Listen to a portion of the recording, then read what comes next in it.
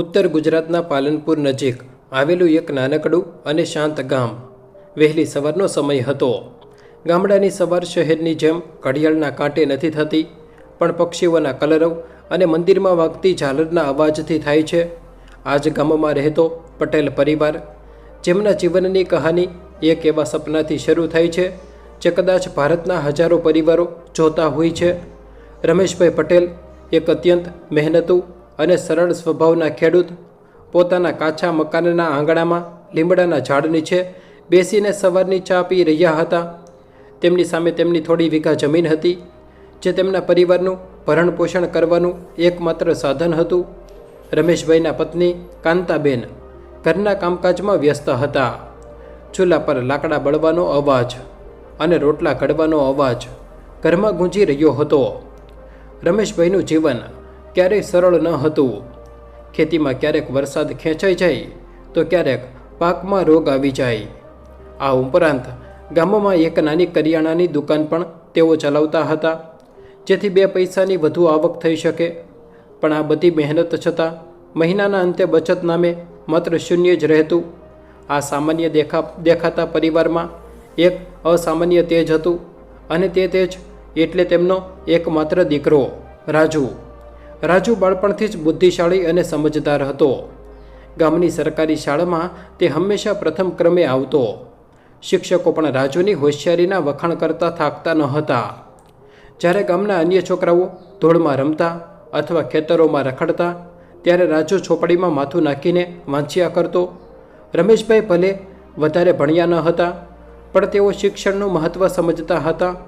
તેઓ વારંવાર કાંતાબેનને કહેતા, આપણો રાજુ આ ગામની ધૂળમાં રઝળવા માટે નથી જન્મ્યો, એના નસીબમાં કંઈક મોટું લખેલું છે.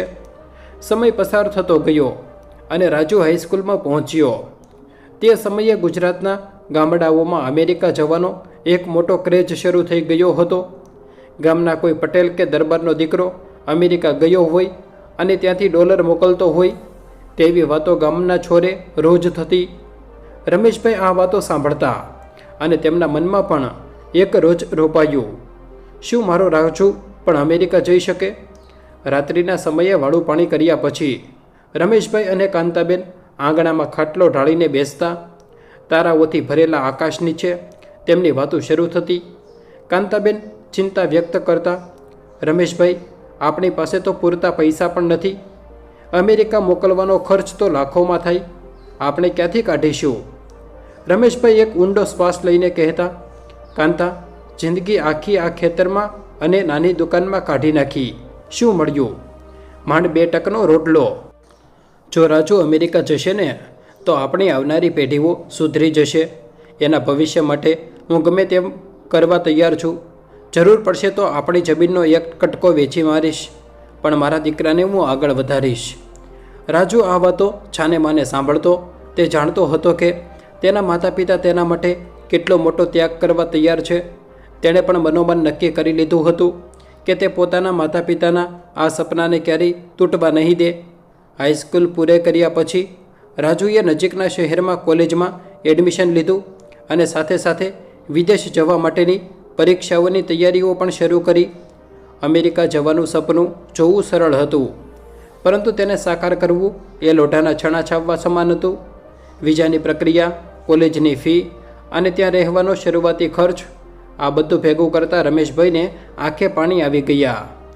ગામના લોકો જ્યારે જાણતા કે રમેશભાઈ પોતાના દીકરાને અમેરિકા મોકલવા માટે જમીન વેચી રહ્યા છે, ત્યારે અલગ અલગ પ્રકારની પ્રતિક્રિયાઓ આવતી. કેટલાક લોકો હિંમત આપતા અને કહેતા, રમેશભાઈ, તમે સાચો નિર્ણય લીધો છે. એકવાર છોકરો ત્યાં ગોઠવાઈ જશે પછી તમારે પાછું વળીને જોવું નહીં પડે. તો બીજી તરફ કેટલાક ઈર્ષ્યાળુ અને રૂઢિચુસ્ત લોકો ચેતવણી પણ આપતા, અરે રમેશિયા, આ વિદેશમાં મોહમાં તું બરબાદ થઈ જઈશ. ત્યાં કોઈ સગા વહાલા નથી. છોકરો ત્યાં જઈને બગડી ગયો તો જમીન પણ જશે અને છોકરો પણ હાથમાંથી જશે. પરંતુ રમેશભાઈ અડગ હતા. તેમણે પોતાની જમીનનો એક ભાગ વેચ્યો, સગા સંબંધીઓ પાસેથી ઉછીના વ્યાજે પૈસા ઉધાર લીધા અને રાજુને સ્ટુડન્ટ વિઝા પર અમેરિકા મોકલવાની સંપૂર્ણ તૈયારી કરી. મુંબઈમાં અમેરિકન કોન્સ્યુલેટ રાજુનો વિઝા ઇન્ટરવ્યૂ હતો. તે દિવસે આખો પરિવાર ભગવાનની મૂર્તિ સામે હાથ જોડીને બેઠો હતો અને જ્યારે રાજુનો ફોન આવ્યો કે પપ્પા વિઝા મળી ગયા છે, ત્યારે કાંતાબેનની આંખોમાંથી હર્ષના આંસુ વહી પડ્યા. તે રાત્રે રમેશભાઈના ઘરે જાણે દિવાળી હતી. આખરે તે દિવસ આવી ગયો જ્યારે રાજુ અમેરિકા જવા રવાના થયો. અમદાવાદ એરપોર્ટ પર માતા પિતાને ભેટીને રડતો રાજુ અને ભારે હૈયે તેને વિદાય આપતા રમેશભાઈ, કાંતાબેનનું દૃશ્ય અત્યંત ભાવુક હતું. રાજુ જ્યારે અમેરિકાના ન્યૂયોર્ક એરપોર્ટ પર ઉતર્યો ત્યારે તેની સામે એક સંપૂર્ણપણે અલગ જ દુનિયા હતી. પાલનપુરની ધૂળવાળી ગલીઓમાંથી સીધો જ ગગનચુંબી ઇમારતો અને ભીડભાડવાળા દેશમાં આવવું એ એક પ્રચંડ કલ્ચર શોક હતો. અજાણ્યો દેશ, અજાણી ભાષા અને નવી સંસ્કૃતિ. શરૂઆતના દિવસો રાજુ માટે અત્યંત કપરા હતા. તેણે એક યુનિવર્સિટીમાં એડમિશન લીધું હતું. દિવસ દરમિયાન તે કોલેજના ક્લાસ એટેન્ડ કરતો અને લાઇબ્રેરીમાં અસાઇનમેન્ટ પૂરા કરતો. પરંતુ ખરી કસોટી રાત્રે શરૂ થતી. પિતાએ લીધેલું દેવું અને પોતાનો ખર્ચ કાઢવા માટે રાજુએ એક ગેસ સ્ટેશન પર નાઇટ શિફ્ટમાં કામ કરવાનું શરૂ કર્યું. અમેરિકાની કાતેલ ઠંડી, તેમાં તાપમાન -ડિગ્રીમાં જતું રહેતું. ત્યારે રાજુ બરફ વર્ષા વચ્ચે ચાલીને કામે જતો. તેને ભારતની હૂંફાળી આબોહવા અને માના હાથના ગરમ રોટલા ખૂબ યાદ આવતા. ક્યારેક ગેસ સ્ટેશન પર કોઈ અસભ્ય ગ્રાહક તેની સાથે ખરાબ વર્તન કરતો ત્યારે રાજુને ખૂબ ગુસ્સો આવતો, પણ તે બધું ગળી જતો. તે જાણતો હતો કે તે અહીં ઝઘડા કરવા નહીં પણ પોતાના પરિવારનું ભવિષ્ય બનાવવા આવ્યો છે. એક વખત શિયાળાની કડકડતી ઠંડીમાં રાજુ ગેસ સ્ટેશન પર એકલો કામે જઈ રહ્યો હતો. રાતના 2 વાગ્યા હતા અને તેને સખત તાવ આવી રહ્યો હતો. પાસે કોઈ દવા નહોતી અને કોઈ પૂછવાવાળું ન હતું. તે રાત્રે રાજુ ખૂબ રડ્યો. તેને થયું કે બધું છોડીને પાછો ભારત જતો રહે. પરંતુ તરત જ તેને પિતાનો એ ચહેરો યાદ આવ્યો જેમણે પોતાની જમીન વેચીને તેને અહીં મોકલ્યો હતો. આ વિચારે તેને ફરીથી હિંમત આપી. વર્ષો વીતતા ગયા.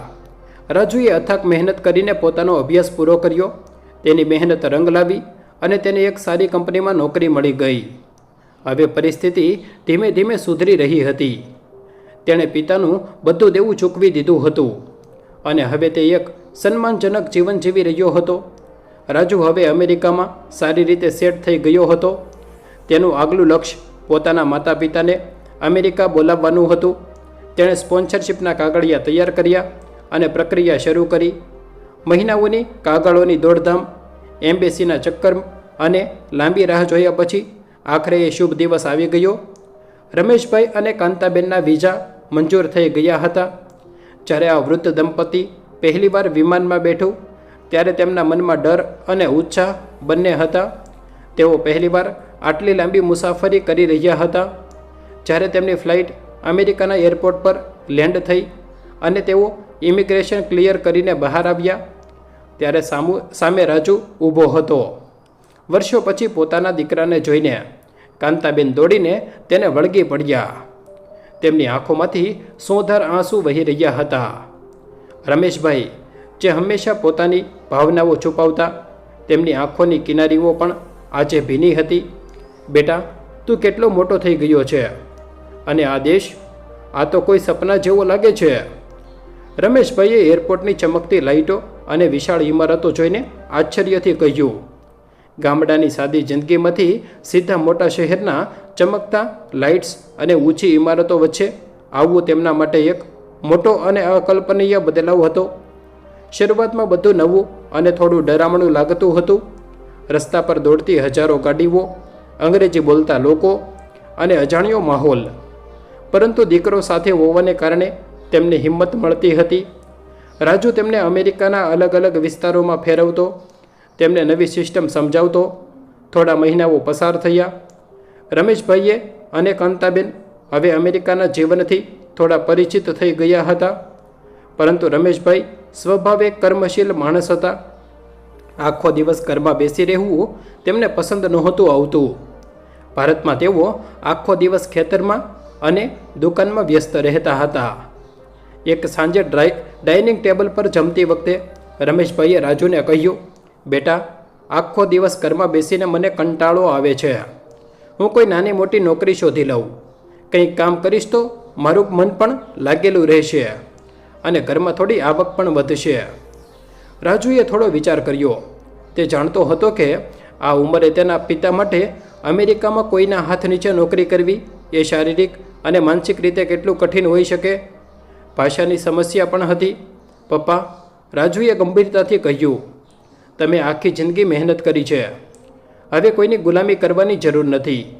જો તમારે કામ કરવું જ હોય તો આપણે પોતાનો જ કોઈ નાનો ધંધો શરૂ કરીએ તો કેવું? તમે ભારતમાં દુકાન તો ચલાવતા જ હતા ને? આ વિચાર રમેશભાઈને ગમી ગયો. કાંતાબેને પણ સહમતિ દર્શાવી. પછી શરૂ થઈ અમેરિકામાં એક યોગ્ય બિઝનેસ શોધવાની કવાયત. રાજુએ પોતાના મિત્રો અને ઓળખીતાઓ દ્વારા માહિતી મેળવવાનું શરૂ કર્યું. ઘણા વિસ્તારોમાં દુકાનો જોઈ, પરંતુ ક્યાંય ભાવ વધારે હતો તો ક્યાંક વિસ્તાર બરાબર ન હતો. ઘણી શોધખોળ પછી તેમને એક નાના પણ વ્યસ્ત શહેરમાં એક ઇન્ડિયન કન્વિનિયન્સ સ્ટોર ખરીદવાની તક મળી. આ સ્ટોર ખૂબ મોટો ન હતો, પરંતુ તેનું લોકેશન અત્યંત વ્યૂહાત્મક અને સારું હતું.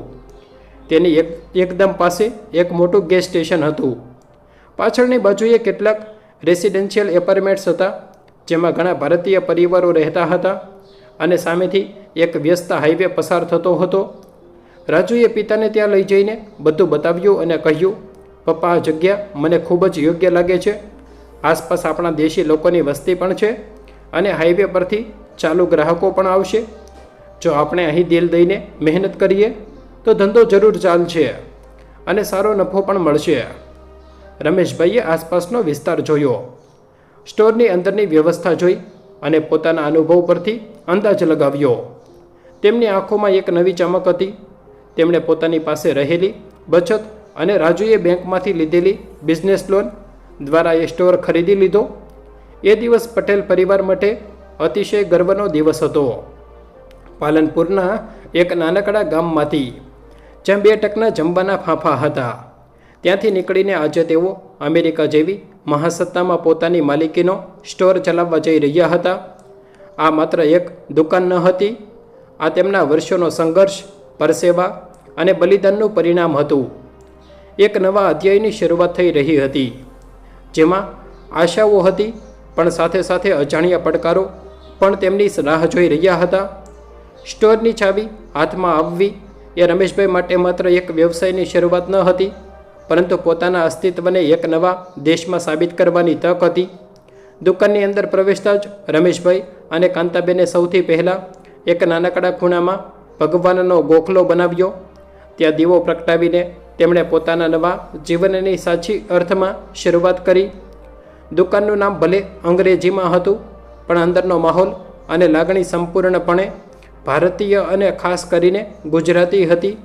સ્ટોરની વ્યવસ્થા ગોઠવવામાં 3 જણાએ દિવસ રાત એક કરી દીધા. કાઉન્ટર સાફ કરવાથી લઈને સ્વાજલીઓ પર સામાન ગોઠવવા સુધીનું બધું જ કામ જાતે કર્યું. રાજુ અમેરિકાની બજારની માંગ સમજતો હતો, તેથી તેણે સ્ટોરમાં અમેરિકન ગ્રાહકો માટે કોલ્ડ ડ્રિંક્સ, ચિપ્સ અને અન્ય રોજિંદી વસ્તુઓ તો રાખી જ, પરંતુ સાથે સાથે ભારતીય ગ્રાહકોને ધ્યાનમાં રાખીને એક ખાસ વિભાગ પણ ઊભો કર્યો. આ ખાસ વિભાગમાં ભારતથી આવતા મસાલા, અથાણાં, પાપડ, તૈયાર નાસ્તા અને સાની પત્તીઓ ગોઠવવામાં આવી. કાંતાબેને પોતાની આવડતનો ઉપયોગ કરીને સવારના સમયે તાજા સમોસા અને થેપલા બનાવીને સ્ટોરમાં રાખવાનું શરૂ કર્યું. શરૂઆતના દિવસોમાં તો ગ્રાહકોની સંખ્યા ખૂબ ઓછી હતી. રમેશભાઈ આખો દિવસ કાઉન્ટર પાછળ ઊભા રહીને રસ્તા પરથી પસાર થતી ગાડીઓ જોયા કરતા. ક્યારેક મનમાં નિરાશા આવતી કે શું આ નિર્ણય સાચો હતો, પરંતુ કાંતાબેન હંમેશા તેમને હિંમત આપતા અને કહેતા, ધીરજના ફળ મીઠા હોય છે, આપણી મહેનત ભગવાન જોઈ રહ્યો છે. ધીમે ધીમે કાંતાબેનના હાથમાં બનાવેલા તાજા નાસ્તાની સુગંધ આસપાસના એપાર્ટમેન્ટમાં રહેતા ભારતીય પરિવારો સુધી પહોંચવા લાગી. જે લોકો પોતાના વતનથી દૂર હતા, તેમને આ સ્ટોરમાં ઘર જેવો સ્વાદ અને ઘર જેવી લાગણી મળવા લાગી. અઠવાડિયાઓ પસાર થતા ગયા તેમ સ્ટોરમાં ગ્રાહકોની ભીડ વધવા લાગી. હવે રમેશભાઈનો ચહેરો હંમેશા મલકાતો રહેતો. જ્યારે કોઈ ગ્રાહક દુકાનમાં આવીને શુદ્ધ ગુજરાતીમાં પૂછતું કે રમેશભાઈ, આજે તાજા ગાંઠિયા બનાવ્યા છે કે નહીં, ત્યારે તેમને પારાવાર ખુશી થતી જાણે પાલનપુરનું પોતાનું નાનકડું ગામ અમેરિકાના આ ખૂણામાં જીવંત થઈ રહ્યું હોય તેવો અહેસાસ તેમને થતો. રાજુ હવે કેશિયર, મેનેજર અને સામાન લાવવા માટેનો ડ્રાઈવર એમ બધી જ જવાબદારીઓ એકસાથે નિભાવી રહ્યો હતો. તે વહેલી સવારે હોલસેલ માર્કેટમાં જઈને તાજો સામાન લઈ આવતો અને આખો દિવસ સ્ટોરના હિસાબ કિતાબમાં વ્યસ્ત રહેતો. કાંતાબેન રસોડાની જવાબદારી સંભાળતા અને ગ્રાહકો સાથે આત્મનિયતાથી વાત કરતા. ઘણા યુવાન વિદ્યાર્થીઓ જે ભારતથી ભણવા આવ્યા હતા તેઓ કાંતાબેનને માં કહીને બોલાવતા. આ સ્ટોર માત્ર સામાન વેચવાની જગ્યા ન રહેતા આસપાસના ભારતીયો માટે એકબીજાને મળવાનું અને સુખ દુઃખનું વહેંચવાનું સ્થાન બની ગયો હતો. ધંધો ધીમે ધીમે સ્થિર થઈ રહ્યો હતો અને આવક પણ સારી થઈ રહી હતી. પરંતુ રમેશભાઈની મહેનત કરવાની ધગશ ઓછી થતી ન હતી. તેઓ હંમેશા કહેતા કે જ્યાં સુધી શરીરમાં તાકાત છે ત્યાં સુધી આરામ ન કરવો જોઈએ. રાજુએ નોંધ્યું કે આસપાસનો વિસ્તાર હાઈવેની નજીક હોવાથી રાત્રિના સમયે ત્યાંથી પસાર થતા ટ્રક ડ્રાઈવરો અને મુસાફરોને કોફી કે નાસ્તાની જરૂર પડતી હોય છે. આથી તેણે પિતાને સૂચન કર્યું કે જો આપણે સ્ટોર રાત્રે મોડે સુધી ખુલ્લું રાખીએ તો વેચાણમાં ઘણો વધારો થઈ શકે છે. રમેશભાઈએ તરત જ હા પાડી દીધી. શરૂઆતમાં તો બધું સામાન્ય લાગતું હતું, પરંતુ રાત્રિનો સમય અમેરિકાના કેટલાક વિસ્તારોમાં સાવચેતી માંગી લેતો હોય છે. જેમ જેમ રાત વધતી જાય તેમ રસ્તાઓ સૂમસામ થઈ જાય અને હાઈવે પરથી પસાર થતા વાહનોનો અવાજ વધુ સ્પષ્ટ અને મોટો સંભળાતો. શિયાળાની ઋતુ ધીમે ધીમે પોતાની અસર બતાવી રહી હતી. બહારનું તાપમાન ખૂબ નીચું જતું રહ્યું હતું અને ઠંડા પવનો ફૂંકાઈ રહ્યા હતા. આસપાસના રસ્તાઓ પર બરફની પાતળી ચાદર પથરાવા લાગી હતી. રાત્રિનું વાતાવરણ ક્યારેક ખૂબ ભયાનક લાગતું. સ્થાનિક સમાચારોમાં ક્યારેક નજીકના વિસ્તારોમાં બનતી ચોરી અને લૂંટની ઘટનાઓ સાંભળવા મળતી, જે રમેશભાઈ અને કાંતાબેનને થોડા ચિંતિત કરી દેતી. છતાં પણ તેઓ ભગવાન પર ભરોસો રાખીને પોતાનું કામ કરતા રહ્યા. રાજુ યુવાન હતો અને તેને પોતાની જવાબદારીનું પૂરેપૂરું ભાન હતું. તે રાત્રે હંમેશા વધારે સતર્ક રહેતો. કાઉન્ટરની નીચે એક અલાર્મ બટન લગાવેલું હતું જે સીધું પોલીસ સ્ટેશન સાથે જોડાયેલું હતું, જે તેમને થોડી માનસિક શાંતિ આપતું હતું. એક દિવસ એવો આવ્યો જેણે આ પરિવારના જીવનની દિશા હંમેશા માટે બદલી નાખી. એ રાત ખૂબ જ શાંત અને ઠંડી હતી. બહાર ફૂંકાતો પવન દુકાનના કાચના દરવાજા સાથે ટકરાઈને એક અજીબ અવાજ પેદા કરી રહ્યો હતો. ઘડિયાળમાં રાતના 10:30 વાગ્યાનો સમય થઈ ગયો હતો. રસ્તા પર ગ્રાહકોની અવરજવર સાવ નહિવત થઈ ગઈ હતી. દુકાનની અંદર બધી લાઇટો ચાલુ હતી અને ફ્રીજમાંથી આવતો હળવો અવાજ આખી દુકાનમાં ગૂંજી રહ્યો હતો. રમેશભાઈ અને કાંતાબેન પાછળના નાનકડા રૂમમાં બેસીને આખા દિવસનો હિસાબ કરી રહ્યા હતા અને આવતીકાલ માટે સામાનની યાદી બનાવી રહ્યા હતા. રાજુ કાઉન્ટર પાછળ ઊભો રહીને પોતાના મોબાઈલમાં કોઈ માહિતી વાંચી રહ્યો હતો. વાતાવરણમાં એક પ્રકારની બોજીલ શાંતિ છવાયેલી હતી. અચાનક એક અજાણ્યો ગ્રાહક દુકાનમાં પ્રવેશ્યો. તેણે કાળા રંગનો મોટો કોટ પહેર્યો હતો અને માથા પર ટોપી એવી રીતે ખેંચી હતી કે તેનો અડધો ચહેરો ઢંકાઈ ગયો હતો. તે સીધો ફ્રીઝર તરફ ગયો અને પાણીની એક બોટલ લીધી. રાજુને તેનું વર્તન થોડું વિચિત્ર લાગ્યું, કારણ કે તે સામાન લેવા કરતાં દુકાનની છોરે તરફ વધારે નજર ફેરવી રહ્યો હતો. જાણે તે દુકાનના ખૂણે ખૂણાની માહિતી મગજમાં નોંધી રહ્યો હોય તેવું લાગતું હતું. તેણે સાજલીઓ ક્યાં છે, પાછળનો દરવાજો ક્યાં પડે છે અને કાઉન્ટરની રચના કેવી છે તે બધું ખૂબ જ બારીકીથી જોઈ રહ્યું. જ્યારે તે પૈસા ચૂકવવા કાઉન્ટર પર આવ્યો ત્યારે તેણે રાજુ સાથે કોઈ વાત ન કરી, માત્ર પૈસા મૂક્યા અને ઝડપથી બહાર નીકળી ગયો. રાજુના મનમાં એક અજાણી આશંકા જન્મી. તેણે દરવાજાના કાચમાંથી બહાર જોવાનો પ્રયત્ન કર્યો. બહાર પાર્કિંગમાં એક કાર છેલ્લા 10 મિનિટથી ઊભી હતી. કારની હેડલાઇટ બંધ હતી, પણ અંદર કોઈ બેઠું છે તેનો ઓછો અણસાર આવી રહ્યો હતો. રાજુએ વિચાર્યું કે કદાચ કોઈ મુસાફર થાક ખાવા માટે ઊભો હશે અથવા કોઈ ફોન પર વાત કરી રહ્યો હશે. તેણે પોતાના મનને શાંત કરવાનો પ્રયત્ન કર્યો અને ફરીથી પોતાના કામમાં ધ્યાન પોરવ્યું. પાછળના રૂમમાંથી કાંતાબેનનો ધીમો અવાજ આવી રહ્યો હતો. જેઓ રમેશભાઈ સાથે આવતીકાલના જમવાની ચર્ચા કરી રહ્યા હતા.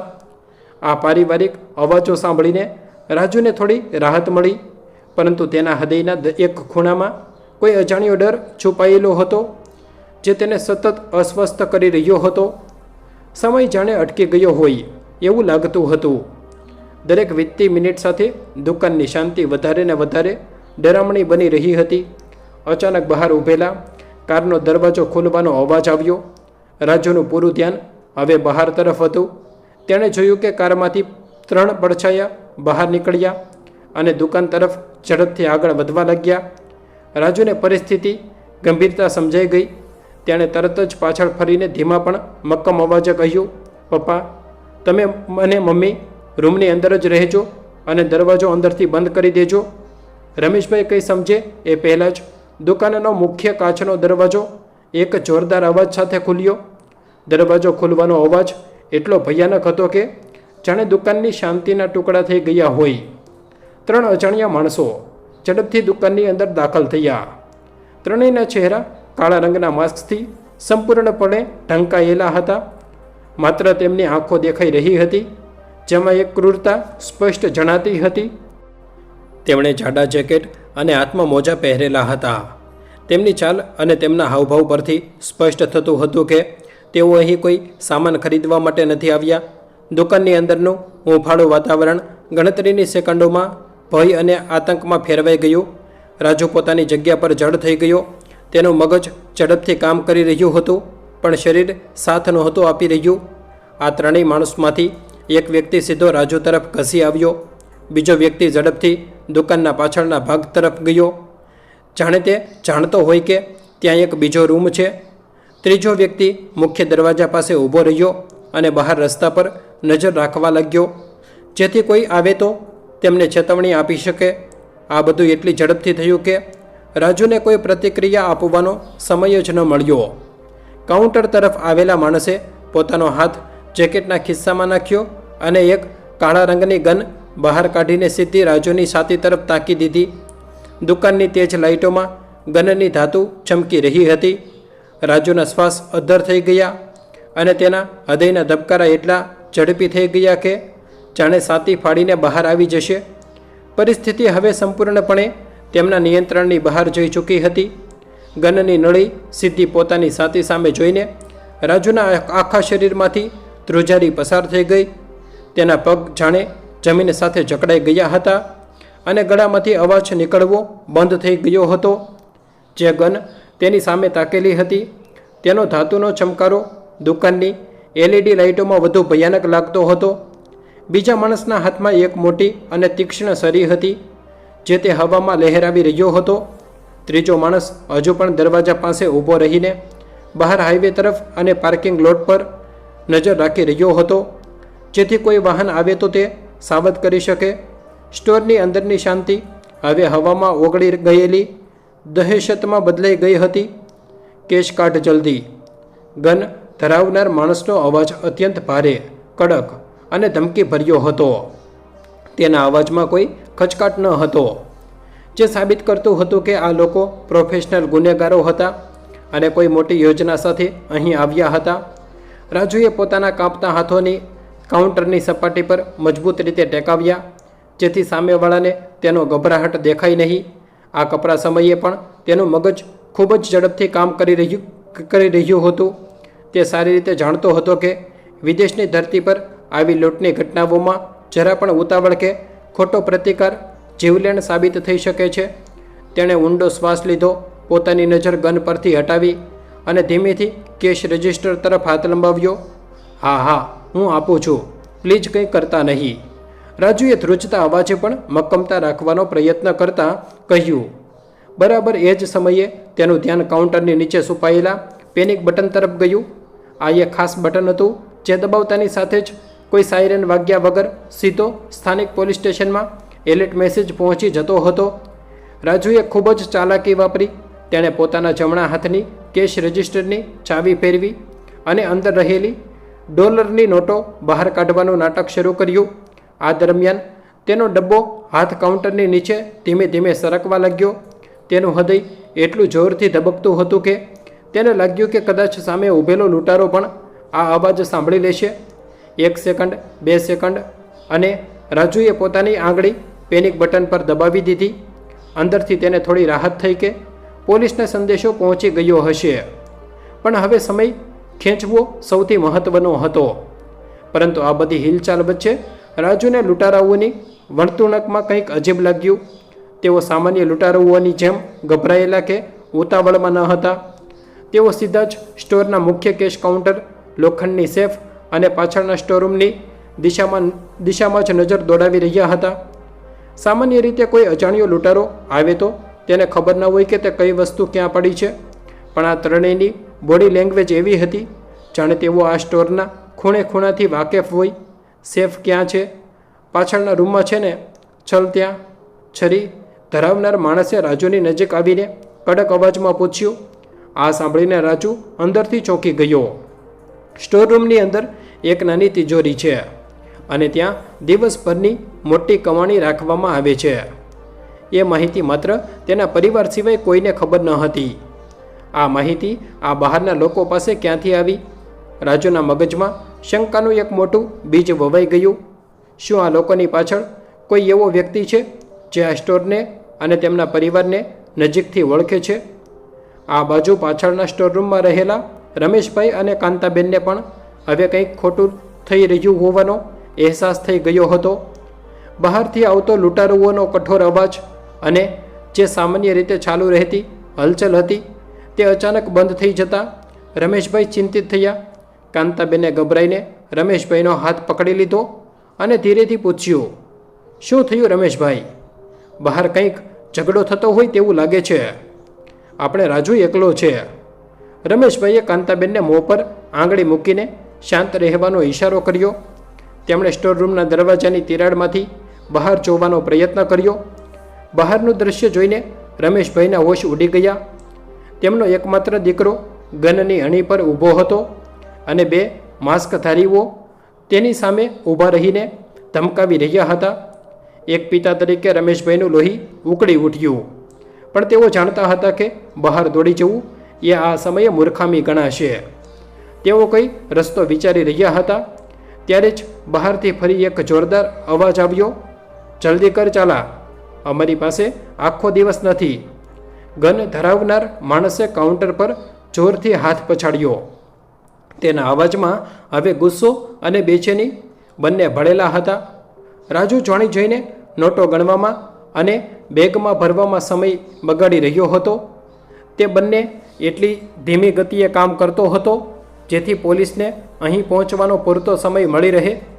તે મનોમન પ્રાર્થના કરી રહ્યો હતો કે બસ 2 જ મિનિટમાં પોલીસની ગાડીઓ પાર્કિંગમાં આવી જાય. પરંતુ તેનો આ ધીમો વેગ લૂંટારુઓને ખટકવા લાગ્યો. એક માણસે આગળ વધીને રાજુના શર્ટનો કોલર પકડ્યો અને તેને પોતાની તરફ ખેંચ્યો. આ બધો ડ્રામા બંધ કર. જે છે એ બધું આ થેલીમાં નાખ, નહીતર ભેજું ઉડાવી દઈશ. તેણે ગન સીધી રાજુના કપાળ પર અડાડી દીધી.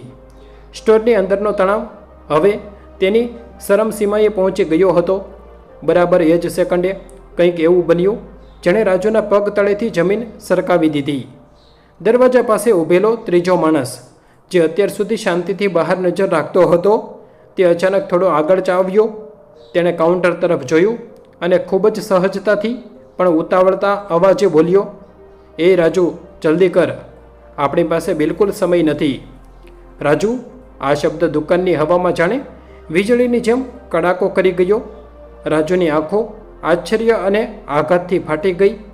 અમેરિકાના એક અજાણ્યા શહેરમાં રાતના 11:15 વાગ્યે ચહેરો ઢાંકીને આવેલા લૂંટારૂને તેનું નામ કેવી રીતે ખબર હોઈ શકે? એટલું જ નહીં, એ અવાજમાં કંઈક એવું હતું જે રાજુને ખૂબ જ જાણીતું લાગ્યું. એ બોલવાની છટા, એ લહેકો અને એ અવાજની સ્પીચ. રાજુએ આ અવાજ પહેલાં ક્યાંક સાંભળ્યો હતો અને તે પણ ખૂબ નજીકથી. રાજુના મનમાં ચાલી રહેલી ગડમથલ હવે ડર કરતાં શંકામાં ફેરવાઈ ગઈ. તે સમજી ગયો કે આ કોઈ અકસ્માત કે અજાણ્યા ગુનેગારો દ્વારા કરવામાં આવેલી સામાન્ય લૂંટ ન હતી. આની પાછળ કોઈ મોટી રમત રમાઈ રહી હતી. તે માણસની ચાલ, તેના ખંભાની બનાવટ અને તેના બોલવાની રીતને રાજુ ખૂબ જ બારીકીથી ઓબ્ઝર્વ કરવા લાગ્યો. તેનો ગુસ્સો હવે સીમા વટાવી રહ્યો હતો, પણ તેણે પોતાને શાંત રાખ્યો અને કેશ કાઢવાનું ચાલુ રાખ્યું. બરાબર એ જ સમયે દૂરથી એક અત્યંત ધીમો પણ સ્પષ્ટ સાયરનનો અવાજ સંભળાવા લાગ્યો. શિયાળાની શાંત રાતમાં પોલીસના સાયરનનો અવાજ ખૂબ દૂરથી પણ પકડાઈ જતો હતો. શરૂઆતમાં તો તે ખૂબ હળવો હતો, પણ રાજુ માટે તે કોઈ દેવદૂતના અવાજ જેવો સાબિત થયો. તેનો મતલબ એ હતો કે પેનિક બટન બરાબર કામ કરી ગયું હતું અને પોલીસની ગાડીઓ હાઈવે પરથી સ્ટોર તરફ જ ઘસી રહી હતી. સાયરનનો અવાજ લૂંટારુઓના કાને પણ પડ્યો. દરવાજા પાસે ઊભેલો માણસ તરત જ પાછો ફર્યો અને ગભરાયેલા અવાજે બોલ્યો, પોલીસ આવી રહી છે, નીકળો અહીંથી. આ સાંભળતા જ ત્રણેય લૂંટારુઓમાં અફરાતફરી મચી ગઈ. તે ગનધારી માણસ અત્યાર સુધી ખૂબ જ શાંતિથી ધમકીઓ આપતો હતો, તે હવે ધ્રુજવા લાગ્યો. જેટલું મળ્યું છે એટલું લઈને ભાગો, તેણે બૂમ પાડી અને કાઉન્ટર પરથી ડોલરની થેલી ઝૂંટવી લીધી. બરાબર એ જ સેકન્ડે પાછળના સ્ટોરરૂમનો દરવાજો ખુલ્યો અને રમેશભાઈ બહાર દોડી આવ્યા. પોતાના દીકરાને આટલી મોટી મુસીબતમાં જોઈને એક પિતાથી વધુ સમય અંદર ભરાઈ રહેવાયું નહીં. કોણ છો તમે લોકો? મારા દીકરાને છોડી દો. રમેશભાઈએ જોરથી બૂમ પાડી. પપ્પા, પાછા જાઓ, અંદર જાઓ. રાજુએ ગળું ફાડીને બૂમ પાડી, પણ હવે મોડું થઈ ગયું હતું. છરી ધરાવનાર માણસ તરત જ રમેશભાઈ તરફ વળ્યો. રમેશભાઈએ પરિસ્થિતિને કાબૂમાં લેવા માટે તેનો હાથ પકડવાનો પ્રયત્ન કર્યો. તેના કારણે બંને વચ્ચે એક નાની ઝપાઝપી થઈ ગઈ. આ ગડબડમાં રમેશભાઈના ધક્કાને કારણે છરી ધરાવનાર માણસ દિવાલ સાથે અથડાયો અને તેના ચહેરા પર બાંધેલો કાળો માસ્ક એક તરફ ખસી ગયો.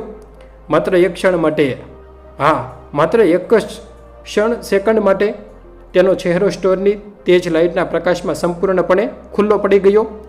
રાજુની નજર બરાબર એ જ સમયે તેના ચહેરા પર પડી. ચહેરો જોતાની સાથે જ રાજુના મગજમાં જાણે આકાશ તૂટી પડ્યું. તેના મોઢામાંથી અડધો શબ્દ નીકળીને અટકી ગયો. આ એવો ચહેરો હતો જેને તે ખૂબ સારી રીતે ઓળખતો હતો. આ કોઈ અજાણ્યો અમેરિકન કે કોઈ રીઢો ગુનેગાર ન હતો, પણ આ તો તેમની જ દુનિયાનો, તેમના જ નજીકના વર્તુળનો એક ભાગ હતો. આ આઘાત એટલો પ્રચંડ હતો કે લૂંટના ડર કરતાં પણ આ વિશ્વાસઘાતનો આંચકો રાજુ માટે વધુ અસહ્ય હતો. પરંતુ લૂંટારૂને પણ ભાન થઈ ગયું કે તેનો ચહેરો દેખાઈ ગયો છે. તેણે ઝડપથી પોતાનો માસ્ક સરખો કર્યો, રમેશભાઈને જોરથી ધક્કો મારીને નીચે પાડી દીધા અને કાઉન્ટર પર પડેલી બાકીની નોટો લઈને દરવાજા તરફ દોડ્યો. જતાં જતાં તેણે રાજુ તરફ એક કડક અને ડરામણી નજર રાખી, જે એક સ્પષ્ટ ચહેરાની ધમકી હતી કે જો કોઈને કંઈ કહ્યું છે તો પરિણામ ભોગવવા તૈયાર રહેજે. ત્રણેય લૂંટારુઓ સેકન્ડોમાં બહાર પાર્કિંગમાં ઊભેલી કારમાં બેઠા અને ગાડી પૂરપાટ ઝડપે હાઈવે તરફ દોડાવી મૂકી. દુકાનની અંદર ફરી એકવાર શાંતિ છવાઈ ગઈ, પણ આ શાંતિ પહેલાં જેવી ન હતી. આ શાંતિમાં ડર, હાશકારો, તણાવ અને સૌથી વધુ તો એ કંપાવી દેનારો અવિશ્વાસ ભરેલો હતો. રમેશભાઈ જમીન પર બેઠા બેઠા પોતાનો હાથ પકડી રહ્યા હતા. તેમને નાની ઈજા થઈ હતી. કાંતાબેન પાછળથી દોડીને આવ્યા અને રડતા રડતા રમેશભાઈને બેઠા કરવા લાગ્યા. રાજુ બેટા, તું ઠીક છે ને? તને ક્યાંય વાગ્યું તો નથી ને? કાંતાબેને ધ્રુજતા હાથે રાજુના ચહેરાને પકડીને પૂછ્યું. રાજુએ મિકેનિકલ રીતે માત્ર પોતાનું માથું હલાવ્યું. તેનું શરીર ભલે ત્યાં હાજર હતું, પણ તેનું મન એ ચહેરા પર અટકી ગયું હતું જે તેને હમણાં જ જોયો હતો. તેની આંખો સામે એ દૃશ્ય વારંવાર ફરી રહ્યું હતું. જે વ્યક્તિ પર તેમણે ભરોસો કર્યો હતો, જે વ્યક્તિને તેમણે પોતાનો ગણ્યો હતો, તે જ વ્યક્તિ રાત્રિના અંધારામાં માસ્ક પહેરીને તેમનો જીવ લેવા આવ્યો હતો. આ ઘટનાએ માત્ર તેમને ગલ્લો નહોતો લૂંટ્યો, પરંતુ તેમના અમેરિકન સપનાના પાયા હચમચાવી દીધા હતા. એ જ ક્ષણે સ્ટોરની બહાર પોલીસની 3-4 ગાડીઓ તીવ્ર સાયરન સાથે અને લાલ વાદળી લાઇટોના ચમકારા સાથે આવીને ઊભી રહી ગઈ. ટાયરોના ઘસાવાનો જોરદાર અવાજ આવ્યો અને હથિયારધારી પોલીસ ઓફિસરો ચાવચેતીપૂર્વક ગન હાથમાં રાખીને સ્ટોરની અંદર પ્રવેશ્યા. પણ લૂંટારુઓ તો ક્યારનાય નાસી છૂટ્યા હતા. હવે પાછળ રહી ગયો હતો માત્ર એક ભાંગી પડેલો પરિવાર અને એક મોટો સવાલ કે આખરે આ ઘાતકી રમત પાછળ કોણ હતું? પોલીસની ગાડીઓ સ્ટોરની બહાર આવી પહોંચી. લાલ અને વાદળી લાઇટોના ચમકારાથી આખો વિસ્તાર ઝળહળી ઉઠ્યો. સશસ્ત્ર અધિકારીઓ ઝડપથી અંદર દાખલ થયા.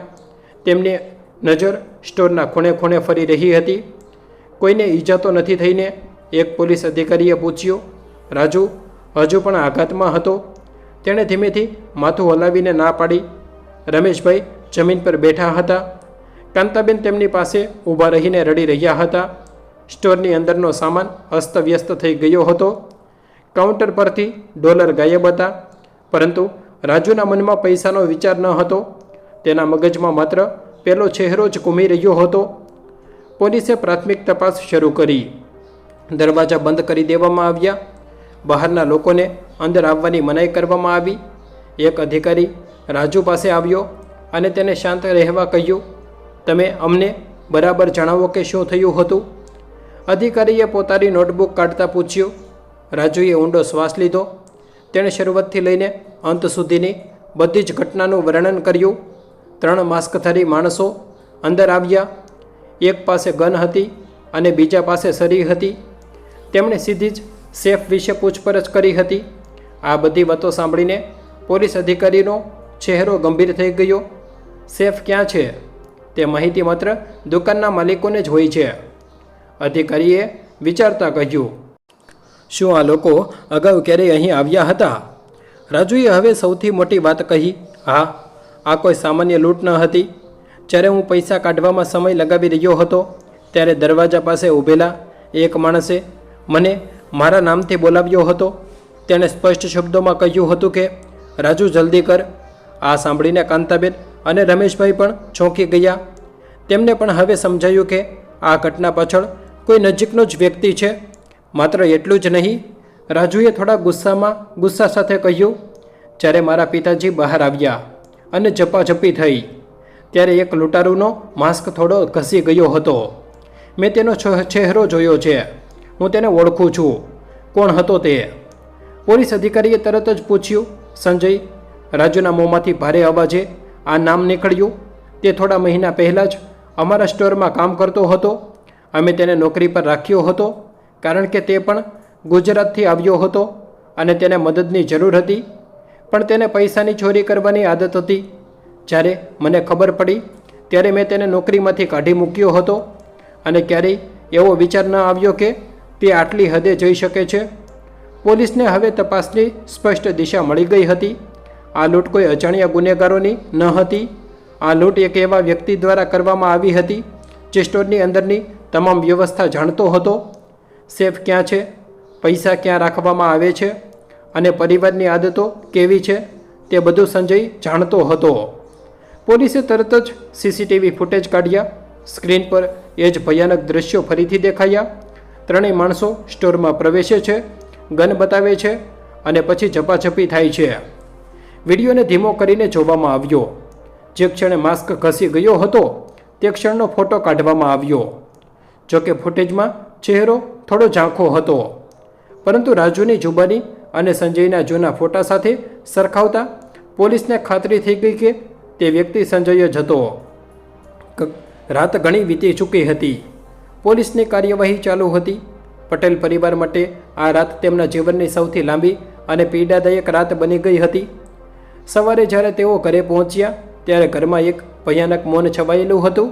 કોઈના મોંમાંથી એક પણ શબ્દ નીકળતો ન હતો. રમેશભાઈ સોફા પર બેસીને શૂન્યમાં તાકી રહ્યા હતા. કાંતાબેન ભગવાનના મંદિરમાં બેસીને આંસુ સારી રહ્યા હતા.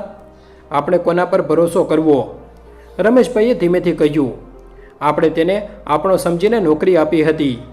તેને જમવાનું આપ્યું હતું અને તેણે જ આપણા પર ગન તાકી.